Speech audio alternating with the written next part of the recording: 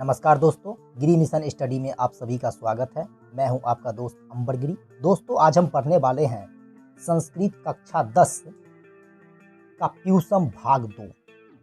संस्कृत कक्षा 10 का प्यूसम भाग 2 अर्थात संस्कृत पंचम पाठ। जैसा कि आप सभी जानते हैं, जो पंचम पाठ में हम सबको पढ़ना है भारत महिमा।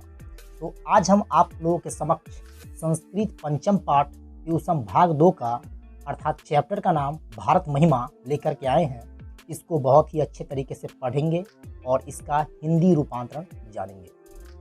तो आप वीडियो पर बने रहें और वीडियो को पूरा देखें, जब जाकर के आपको ये वीडियो कंप्लीट समझ में आएगी। दोस्त, सबसे पहले हम इस पाठ का जो संक्षेप होता है उसको हम पढ़ेंगे। इस पाठ का सारांश कह लीजिए आप उसे। सबसे पहले हम उसको पढ़ेंगे और उसको पढ़ने के बाद हम उसका हिंदी रूपांतरण जानेंगे। तो सबसे पहले हमको पढ़ना है सारांश, और सारांश कुछ इस प्रकार से होगा। अस्माकं देशः भारतवर्षमिति कथ्यते, अस्य महिमा सर्वत्र गीयते। पाठे अस्मिन् विष्णुपुराणात् भागवतपुराणात् च प्रथमं द्वितीयं च क्रमशः पदं वृत्तमस्ति। अवशिष्टानि पदान्यध्यक्षेन निर्मीय प्रस्तावितानि भारतं प्रति भक्ति अस्माकं कर्तव्य रूपेण वर्तते। कुछ इस प्रकार से आप इसको पढ़ेंगे। चलिए दोस्त, इसका हम हिंदी देखते हैं। इसका हिंदी क्या होगा, आखिर ये कहना क्या चाहता है। तो इसका हिंदी मैंने यहाँ पर मेंशन कर रखा है, आप इसे देख सकते हैं।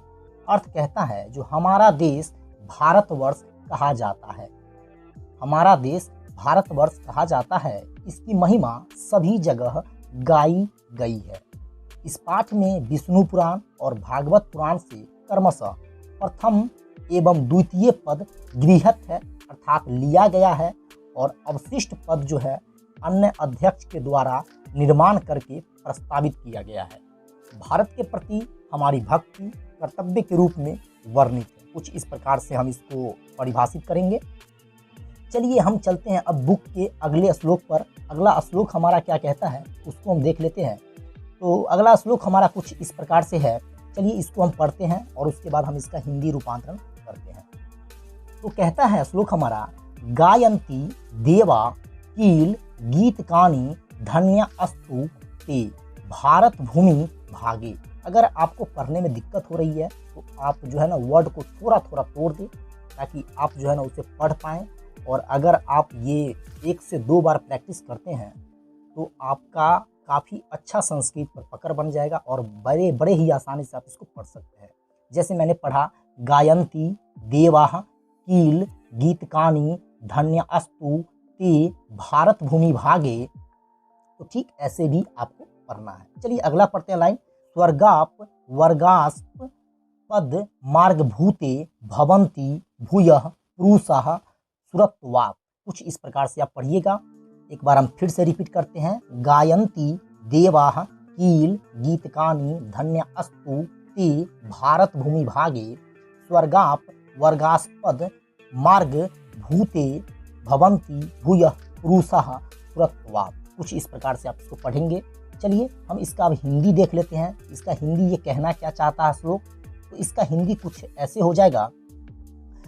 देवतागण गीतों को गाते हैं, वे पुरुष निश्चित ही धन्य हैं जो देवत्व के रूप में स्वर्ग और मोक्ष प्रदान करने योग्य साधना भारत भूमि में जन्मे हैं। अर्थात कहने का मतलब हुआ, जो देवतागण गीतों को गाते हैं और वे पुरुष निश्चित ही धन्य होंगे जो देवत्व के रूप में स्वर्ग और मोक्ष प्रदान करने योग्य साधना भारत भूमि में जन्मे हैं।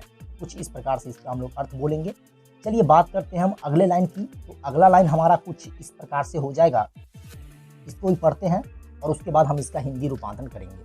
कहता है, अहो अमीसाम किमकारी शोधनम प्रसन्न येषाम अस्वितुत स्वयं हरि यैर जन्म लब्धम नृषु भारताजिरे मुकुंद सेवोपैक अस्पृहा ही न।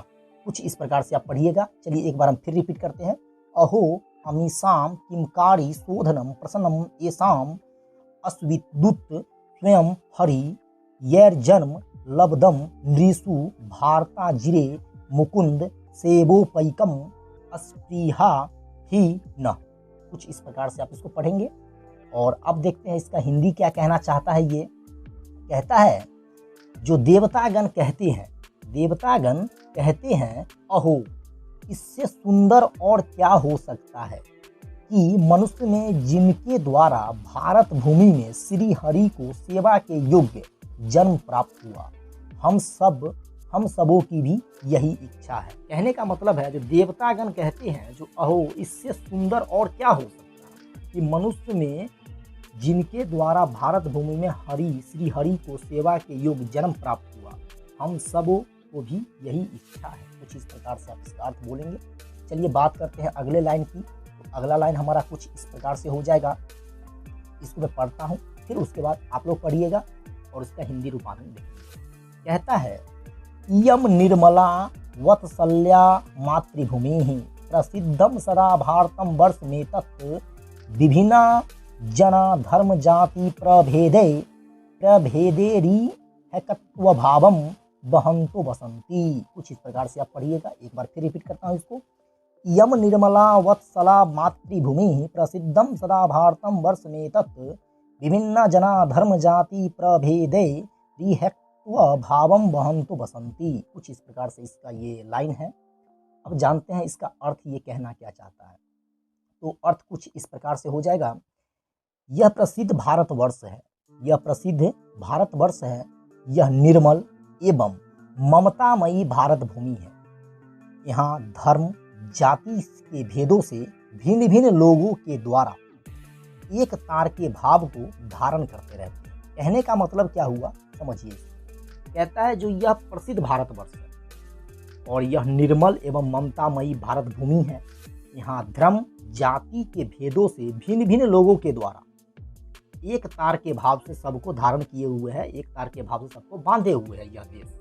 ठीक है, चलिए बात करते हैं अगले लाइन की। अगला लाइन हमारा क्या कहता है। तो अगला लाइन हमारा कुछ इस प्रकार से है। चलिए इसको पढ़ते हैं, उसके बाद फिर हम इसका हिंदी जानेंगे। कहता है, विशाला अस्मदिया धरा भारतीया सदा सेविता सागरे रम्य रूपा वने पर्वत निर्झरेर भव्य भूति वरहंती भी रेशम सुभा चाप गाभी। कुछ इस प्रकार से आप पढ़िएगा। विशाला इसको तोड़ लीजिए। अगर आपको दिक्कत हो बड़े बड़े लाइन को पढ़ने में, तो आप इसको तोड़ करके बड़े ही आसानी से पढ़ सकते हैं। विशाला अस्मदिया धरा भारतीया सदा सेविता सागरे रम्य रूपा वने पर्वते निर्झरे रव्य भूति। उसके बाद रव्य भूति जो है ना, ये भाग यहाँ पर नीचे है, ठीक ना। भूतिरहंती भी रेशम सुभा चापी गाभी। कुछ इस प्रकार से आप इसको पढ़ सकते हैं। चलिए हम इसकी अर्थ की बात करें तो कुछ अर्थ इस प्रकार से हो जाएगा। जो हमारी भारतीय भूमि विशाल, रम्य रूपा और कल्याणप्रद भव्य भूमि है। हमारी भारतीय भूमि कैसी भूमि है, तो विशाल है, रम्य रूपा है और कल्याणप्रद भव्य भूमि है। यह सागरों, पर्वतों एवं झरनों को धारण करते हुए नदियों के द्वारा सदा सेवित है। कुछ इस प्रकार से आप इसका जो है ना पढ़ सकते हैं और इसका आप व्याख्या कर सकते हैं। तो इस प्रकार से आप इसको पढ़िएगा। चलिए हम अगला श्लोक देखते हैं इस पाठ का। अगला श्लोक जो है ये कुछ इस प्रकार से हो जाएगा। जगत गौरवम भारतम शोभनीयम सदा अस्माभिरेतत तथा पूजनीयम भवेद देश भक्ति समेसाम जनानाम परादर्श रूपा सदा वर्जनीया। आप इसको 1 से 2 बार प्रैक्टिस कीजिएगा गाइज, तो आपको अच्छे संस्कृत पढ़ने में आ जाएगा। हो सकता है थोड़ी बहुत दिक्कत अगर आपको हो रहा है स्टार्टिंग में, तो आप उसको सुधारने की कोशिश कीजिए। और 1 से 2 बार अगर आप प्रैक्टिस करते हैं तो आपको जो है ना, मैं उम्मीद करता हूँ कि आप अच्छे संस्कृत पढ़ लेंगे। थोड़ा सा उसका जो है ना प्रैक्टिस करना मांगता है, प्रैक्टिस कीजिए और उसके बाद आप जो है ना इसको हिंदी जानिए। तो आपके लिए संस्कृत बिल्कुल जो है ना हल्का सब्जेक्ट, यानी कह लूँ मैं तो बहुत ही ईजिली सब्जेक्ट आपको लगेगा। तो आप जो है ना प्रैक्टिस जरूर करें। चलिए एक बार फिर से पढ़ता हूँ। जगत गौरवम भारतम शोभनीयम सदा अस्माभिरेत तथा पूजनीयम भवेत देश भक्ति समेसाम जनानाम परादर्श रूपा सदा वर्जनीया। कुछ इस प्रकार से आप इसको पढ़िएगा। चलिए इसकी अगर मैं अर्थ की बात करूं तो कुछ अर्थ इस प्रकार से हो जाएगा। इस प्रकार अत्यंत शोभनीय और संसार का गौरव भारत हम सबों के द्वारा सदैव पूजनीय। यानी भारत जो है वो संसार का अत्यंत शोभनीय है और संसार का गौरव भी है और हम सबों के लिए ये पूजने योग्य है। यहाँ के सभी लोगों की आदर्श रूप देशभक्ति दूसरे के लिए आकर्षण के योग्य है और यहाँ की जो अपने सभी लोगों की जो देशभक्ति है अपने भारत भूमि के प्रति, ये जो है ना सबों के लिए आकर्षण के योग्य है। पहले तो जो है ना आकर्षण का योग्य माना जाता है ये। तो इस प्रकार से आप इसकी व्याख्या कर सकते हैं। इस प्रकार अत्यंत शोभनीय और संसार का गौरव भारत हम सबों के लिए सदैव पूजनीय है और यहाँ के सभी लोगों की आदर्श रूप देशभक्ति दूसरे के लिए आकर्षण के योग्य है। तो इस प्रकार आप इसको पढ़ सकते हैं और इसका जो है ना हिंदी रूपांतरण कर सकते हैं। ये हमारे 5 पाठ की लास्ट श्लोक था जिसको हमने पढ़ा है और हमने जाना है।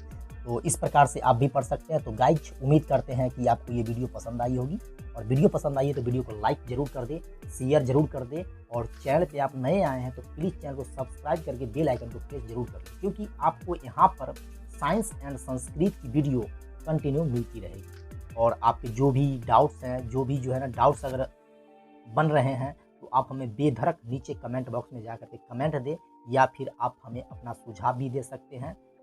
तो गाइज उम्मीद करते हैं कि आपको ये वीडियो समझ में आई होगी। और गाइज आपको जो मैंने अभी पढ़ाया है इसका अगर आप नोट चाहते हैं, इसका PDF चाहते हैं तो आप हमें टेलीग्राम पर फॉलो कर सकते हैं। टेलीग्राम पर जा करके हमें ज्वाइन कीजिए और वहाँ पर इसका PDF पाइए, क्योंकि आपको जो भी वीडियो यहाँ पढ़ाई जाएगी, जो भी चीज़ आपको पढ़ाई जाएगी उसका जो है ना आपको टेलीग्राम पर वीडियो उसका PDF मिल जाएगा। तो आपसे हमारी नेक्स्ट मुलाकात होगी संस्कृत पंचम पाठ के क्वेश्चन आंसर के साथ। तो हम बहुत ही जल्द आप लोगों के साथ आएंगे क्वेश्चन आंसर को लेकर के। इस पाठ जितने भी क्वेश्चंस बनते हैं उन सबों को लेकर के। तब तक अपना और अपने परिवार का ध्यान रखें। जय हिंद, वंदे मातरम।